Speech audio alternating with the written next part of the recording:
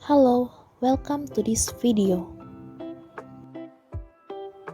Sebelum masuk di dalam pembahasan video, pertama-tama perkenalkan nama saya Mika Michelle Rau dari kelas 5B4. Jadi, video ini merupakan tugas dari mata kuliah Manajemen Inovasi dan Kreativitas dengan dosen pengampu yaitu Dr. Imelda Ogi SEMM. Nah, pada saat ini mari kita langsung saja lanjut pada pembahasan materi di dalam video ini. Pada saat ini kita akan membahas tentang kurva S inovasi. Pertama-tama, apa yang dimaksud dengan kurva S? Mari kita lihat pembahasannya. Kurva S yakni merupakan kurva difusi. Kurva ini menjelaskan bahwa sebuah inovasi dikembangkan oleh seseorang yang diperhatikan melalui dimensi waktu. Dalam kurva ini juga terdapat dua buah sumbu. Satunya menjelaskan tentang tingkat adopsi dan sumbu lainnya menjelaskan mengenai dimensi waktu. Kurva S inovasi ini mengacu pada pembentukan dan pertumbuhan inovasi yang mencapai kematangan. Memulai bisnis bisa menjadi tugas yang menantang yang mengharuskan para pemimpin untuk berpikir secara strategis dan membuat keputusan berdasarkan informasi yang diarahkan untuk meningkatkan kelangsungan hidup. Ketika organisasi mulai mengalami pertumbuhan, para pemimpin harus mampu untuk mengakomodasi tuntutan unik yang terkait dengan setiap tahap pertumbuhan bisnis. Selanjutnya, 4 stage of growth atau 4 tahap pertumbuhan. 4 tahap pertumbuhan bisnis adalah fase berurutan yang dialami organisasi saat menjalani ekspansi atau terkadang proses pengurangan. Hampir semua bisnis yang mengalami peningkatan skala mengalami juga 4 tahap pertumbuhan bisnis di sepanjang umurnya.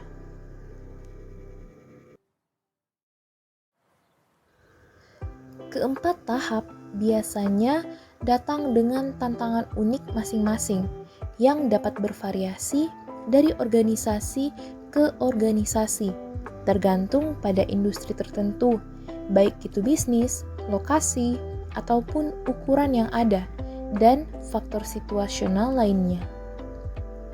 Memahami 4 tahap bisnis dapat membantu organisasi di dalam mempersiapkan diri secara efektif untuk mencapai tujuan sambil mengatasi segala hambatan potensial. Nah, berikut ini merupakan penjelasan 4 tahapan pertumbuhan bisnis. 1 yaitu tahap awal atau startup. Tahap startup adalah tahap awal memulai bisnis, yakni seperti proses meluncurkan konsep bisnis utama, mengumpulkan modal untuk membuktikan suatu konsep, memulai desain produk, membangun dan menguji proses, serta menetapkan rencana pemasaran merupakan fitur mendasar yang menjadi ciri dari tahap ini. Tahap awal dapat berfungsi untuk mencerahkan banyak pemimpin bisnis karena memasuki pasar memungkinkan organisasi untuk mengungkap potensi kesalahpahaman yang mereka miliki sebelum memasuki pasar. Selama tahap startup, bisnis sering menghabiskan sebagian besar waktu untuk memfasilitasi proses korektif. Ini mungkin disebabkan oleh fakta bahwa ketika bisnis pemula memasuki pasar dan mulai berinteraksi dengan konsumen, mereka terkadang menemukan bahwa konsumen sebenarnya menginginkan jenis produk atau layanan yang berbeda. Tahap startup bisa sangat menantang bagi bisnis untuk dijalani, karena mengharuskan para pemimpin untuk membuat keputusan strategis yang datang dengan potensi risiko saat berurusan dengan sumber daya yang terbatas. Tujuan utama dari tahap startup adalah untuk membuktikan konsep bisnis secara efektif, mengamankan arus kas positif, dan mulai menghasilkan keuntungan. Tahapan pertumbuhan bisnis yang kedua yaitu tahap pembentukan atau build up. Tahap build up adalah fase perantara di mana bisnis mulai mengalami momentum, mengalami sedikit peningkatan dalam basis pelanggan, dan membangun aliran uang tunai yang lebih stabil adalah fitur yang biasanya menjadi ciri tahap pengembangan. Sehingga dari sini, bisnis biasanya harus berusaha mengidentifikasi pelanggan yang lebih besar yang mungkin tertarik untuk membeli produk ataupun layanan. Keuntungan yang diperoleh dari transaksi signifikan semacam itu dapat membantu mempertahankan bisnis sementara mereka mengatasi potensi kelemahan di bidang-bidang seperti manajemen personalia dan perencanaan distribusi. Tujuan utama dari tahap build up adalah untuk meningkatkan arus kas bisnis, mempertahankan tingkat profitabilitas tertentu, membangun ekuitas merek, dan membangun basis pelanggan yang luas untuk menghindari penghentian. Tahap pertumbuhan bisnis ketiga, tahap pembuatan atau build out. Tahap build out adalah fase di mana bisnis biasanya mengalami pertumbuhan yang terukur dari tahun ke tahun.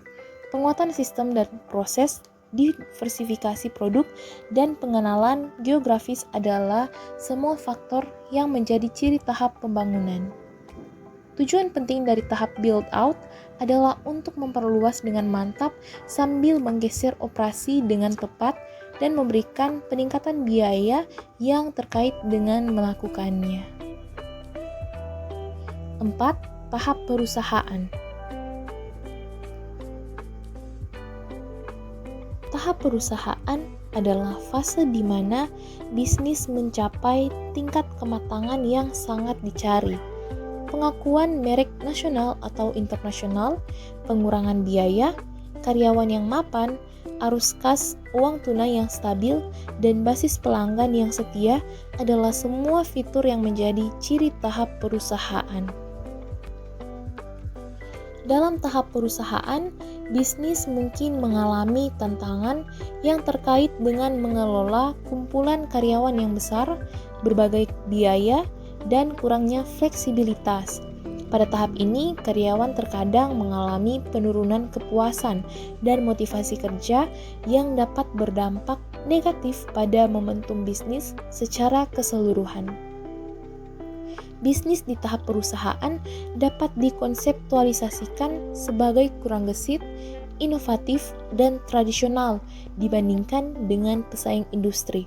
Jenis penurunan ini dapat secara signifikan mempengaruhi umur panjang bisnis yang sukses, dan oleh karena itu, bisnis di tahap perusahaan harus mendedikasikan sumber daya mereka untuk merampingkan proses, menginspirasi karyawan, dan memperbarui operasi untuk menghindari inefisiensi.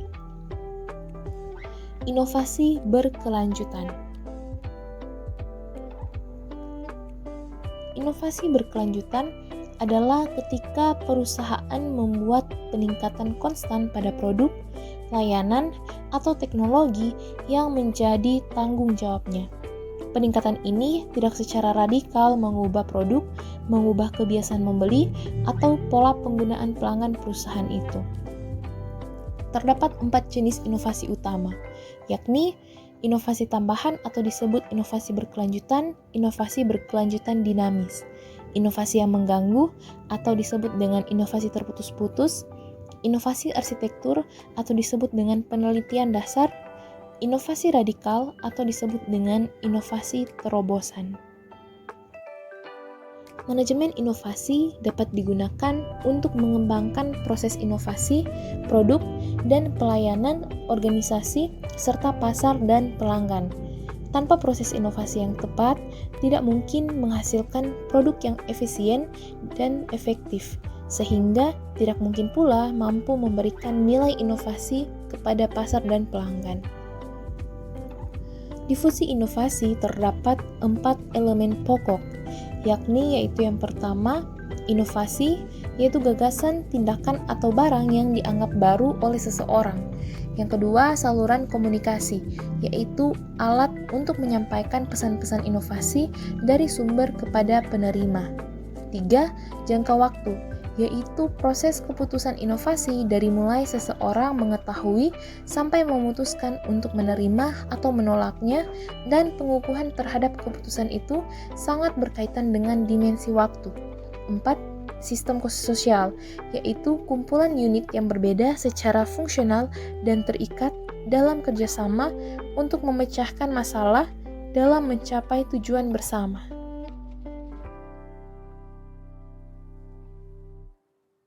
Terdapat variabel yang berpengaruh terhadap tahapan difusi inovasi, yaitu atribut inovasi, jenis keputusan inovasi, saluran komunikasi, kondisi sistem sosial, dan peran agen perubah.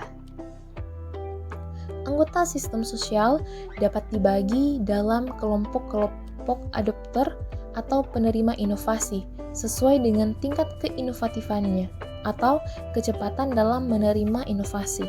Pengelompokan adopter yaitu sebagai berikut: 1. Innovators, 2. Early adopters atau perintis atau pelopor, 3. Early majority atau pengikut dini, 4. Late majority atau pengikut akhir, dan yang kelima yaitu laggards atau kelompok kolot atau tradisional. Difusi inovasi adalah teori tentang bagaimana sebuah ide dan teknologi baru tersebar dalam sebuah kebudayaan. Dalam kurva S inovasi terdapat 3 segmen utama, yaitu fermentasi, take-off, dan maturity. Kurva S inovasi menjadi alat vital dalam mengevaluasi suatu produk atau industri. Kurva S bermanfaat untuk menilai kemungkinan peluang, resiko, dan perangkap yang terkait dengan fase tertentu. Kurva S inovasi membentuk model siklus hidup inovasi yang adalah kerangka kerja yang kuat untuk menganalisis berbagai produk dan industri, sehingga ini memberi petunjuk untuk menafsirkan keberhasilan dan kegagalan dan memprediksi masa depan yang sedang berlangsung. Difusi inovasi sebenarnya didasarkan atas teori di abad yang ke-19 dari seorang ilmuwan Prancis bernama Gabriel Traite. Traite mengemukakan teori kurva S dari adopsi inovasi dan pentingnya komunikasi interpersonal. Traite melihat bahwa terdapat beberapa orang dalam komunitas tertentu yang memiliki ketertarikan lebih terhadap ide baru. Tahapan peristiwa yang menciptakan proses difusi sebagai berikut. 1. Mempelajari inovasi, yakni ketika masyarakat mulai melihat dan mengamati inovasi baru dari berbagai sumber, khususnya media massa. Yang kedua, pengadopsian. Dalam tahap ini masyarakat mulai menggunakan inovasi yang mereka pelajari. Yang ketiga, pengembangan jaringan sosial, yakni seseorang yang telah mengadopsi sebuah inovasi dan akan menyebarkan inovasi tersebut pada jaringan di sekitarnya. 5. Tahap proses adopsi, yakni sebagai berikut. 1. Tahap pengetahuan. Dalam tahap ini, seseorang belum memiliki informasi mengenai inovasi baru. 2. Tahap persuasi. Tahap kedua ini terjadi lebih banyak dalam tingkat pemikiran calon pengguna. Berdasarkan evaluasi dan diskusi dengan orang lain, ia mulai cenderung untuk mengadopsi atau menolak inovasi tersebut. 3. Tahap pengambilan keputusan. Dalam tahap ini, orang akan membuat keputusan akhir, apakah akan mengadopsi atau menolak sebuah inovasi. 4. Tahap implementasi, yakni seseorang mulai menggunakan inovasi sambil mempelajari lebih jauh tentang inovasi tersebut. 5. Yaitu tahap konfirmasi, yakni di mana setelah sebuah keputusan dibuat, seseorang kemudian akan mencari pembenaran atas keputusan mereka.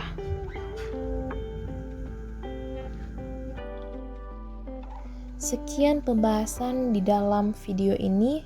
Thanks for watching.